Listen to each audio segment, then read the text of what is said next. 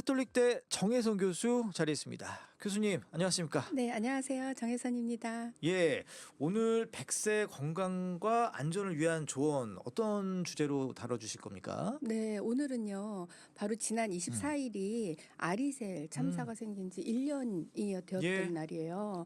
그래서 이제 외국인 노동자에 대한 말씀을 드리려고 하는데 예. 아리셀 참사는 뭐 널리 알려진 사건이죠. 경기도 화성시에 1차 전지 제조업체에서 화재가 네. 발생을 해서 23명이 사망을 했거든요. 근데 그중에 18명이 네. 외국인 노동자였습니다. 아. 그래서 외국인 노동자의 안전보건에 대한 말씀을 드리려고 합니다. 예, 그럼 오늘 주제는 외국인 노동자의 안전, 보건, 건강 밸류업 이렇게 정해 주셨습니다. 아, 우리나라 그 외국인 노동자 숫자가 참 많이 늘었죠, 최근에. 그렇죠. 예, 어느 정도 네. 됩니까? 그러니까 2013년에는 한 80만 명 정도 됐거든요. 예? 예, 그러다가 2018년에 88만 명까지 늘었어요. 근데 코로나 때 좀 감소가 되었는데 작년 2024년 기준으로 보면 101만 명이 되었습니다. 아, 100만 명이 넘은 거예요. 이거 그렇죠. 특례시 수준이잖아요. 특례시. 맞아요. 예. 네, 네, 엄청나죠. 와. 그러니까 수원의 인구가 120만 그러니까요. 명인데, 예, 거기에 지금 불법 체류자가 또 많거든요. 아, 그거는 뺀 게 이제 100만 명이 넘은 거예요. 예, 예. 불법 체류자가 법무부 통계에 의하면 2024년 작년 기준으로 40만 명이 예. 되는 걸로 나타나 있어요. 그러니까 이 인원을 합치면은 거의 140만 명이 넘으니까 아, 예. 특례시보다 더 많은 인구라고 할 수 있죠. 네, 그러네요. 아니 그러면 이 외국인 노동자들 주로 어디서 오시는 분들이에요? 외국인 노동자들이 이제 아무래도 국적. 예, 국적이 아무래도 이렇게 보면 중국 분들 많이 만나시게 되죠. 그럼 조선족 분들 포함해서. 조선족 포함해서, 예, 중국 동포 분들 포함해서 예. 외국인 중에 중국 국적을 가지신 분이 38만 명 정도 그렇구나. 됩니다. 제일 많군요. 예, 중국 예. 국적이. 그러니까 예. 뭐 거의 35% 이상이 예. 외국 그 중국 국적인 걸 볼 수 있고 그 외에는 또 베트남이 한 또 12만 명 정도 됩니다. 그리고 또 뭐 다양하게 뭐 필리핀, 네팔, 캄보디아 이렇게 많은 아시아권에서 예. 많이 오고 있습니다. 그러면 이 외국인 노동자분들이 주로 일하는 업종 뭐 많이들 뭐 아실 것 같지만 한번 좀 정리 좀 해주세요. 네. 아무래도 외국인 노동자분들이 우리나라의 그 내국인 근로자들이 취업하지 않는 업종에 많이 취업을 하니까. 기피하는 그렇죠. 업종. 네. 예. 그래서 좀 위험한 업종에 많이 취업을 하고 있어요. 사실 그 위험의 외주화라고 할 수가 있죠.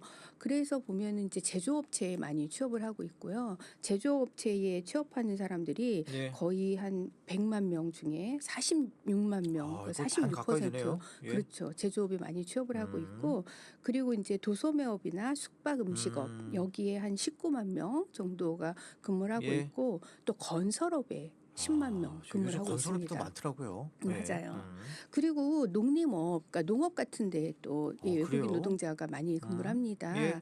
그래서 농업에 근무하는 외국인 노동자가 8만 명. 근데 이렇게 농업이나 뭐 건설업 이런 곳은 다 야외에서 일을 하게 되잖아요. 네. 그러면 이제 우리 여름철에 폭염이 아주 심한데 폭염에 대한 대책을 특히 잘 세워야 하겠죠. 그 이분들을 위험에 위해서. 그대로 노출이 되겠네요. 맞아요. 이분들이. 네. 예.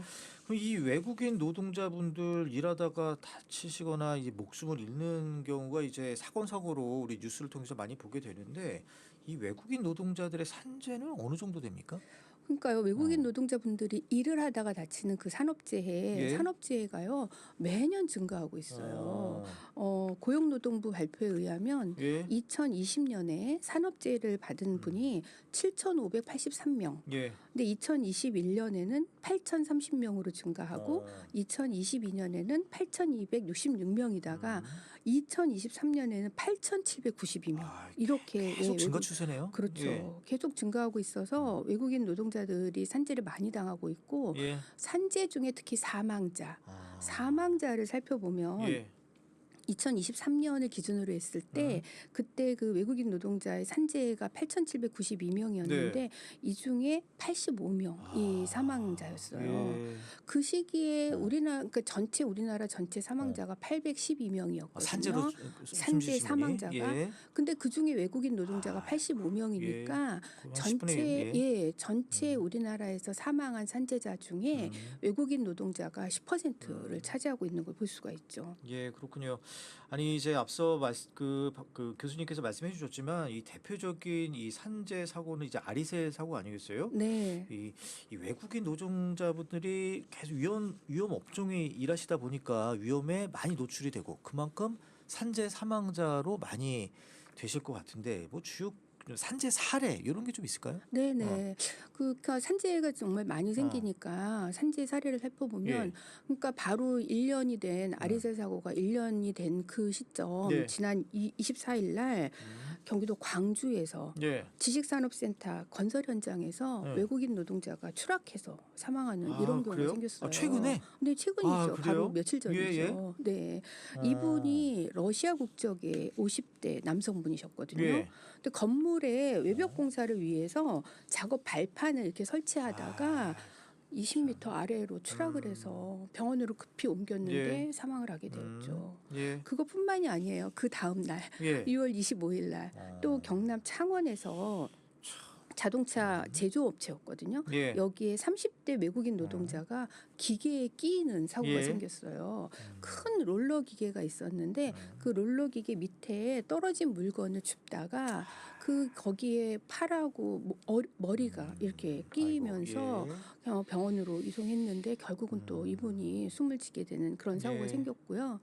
또 얼마 전에 음. 2월 달에 서울하고 세종 고속도로 연결하는 곳에서 예. 교량이 붕괴되는 큰 음. 사고가 아 예. 생겼잖아요. 네. 그래서 4명이 사망했거든요. 음. 그중에 2분이 또 예, 중국 국적의 외국인 외국인 노동자. 분이셨죠. 예. 아유 아유, 참. 그리고 정말 또 안타까운 어. 사고 중에 하나가 음. 2023년에 생긴 예. 사고인데요.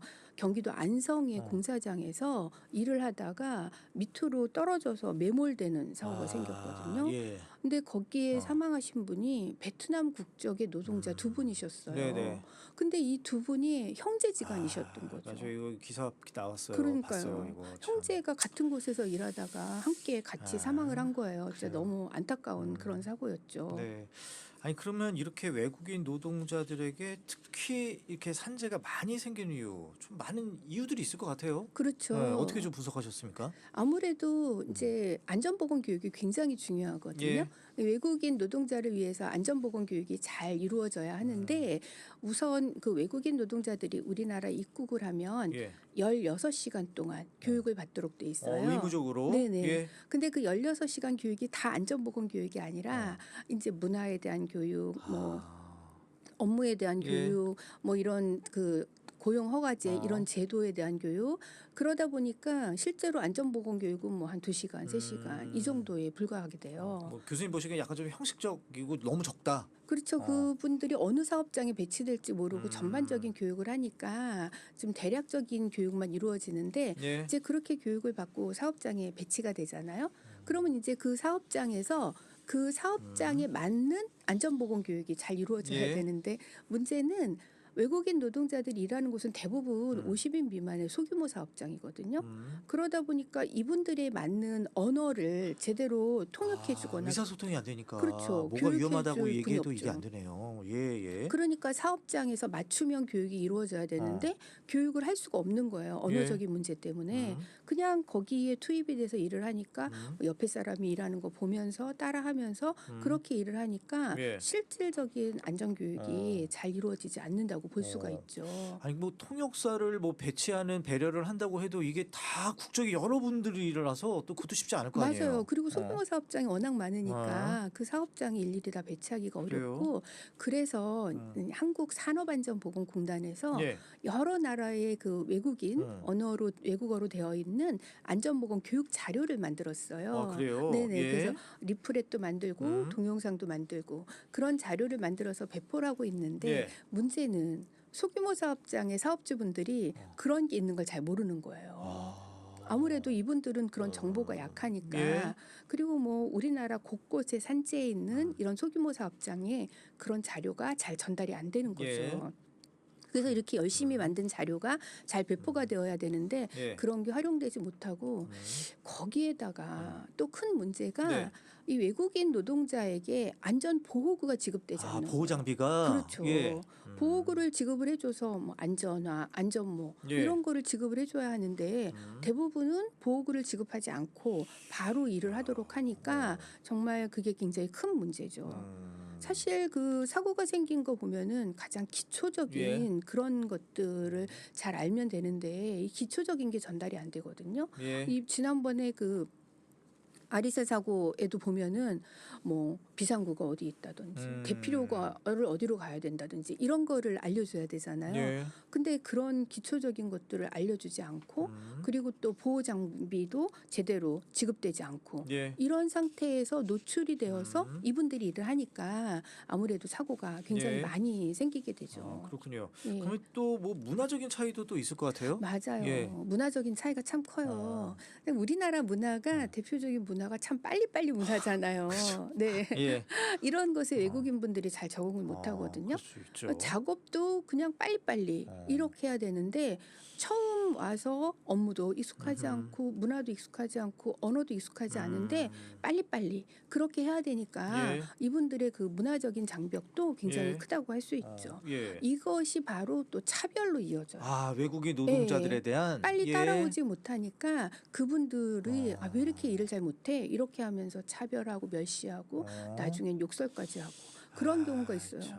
심지어는 그런 거를 견디지 못해가지고요. 지난 2월 달에 영암에 전남 영암에 돼지 농장에서 일하던 네팔 노동자가 그런 직장 내 괴롭힘으로 견디지 못하고 극단적인 선택을 한 이런 경우도 있어요.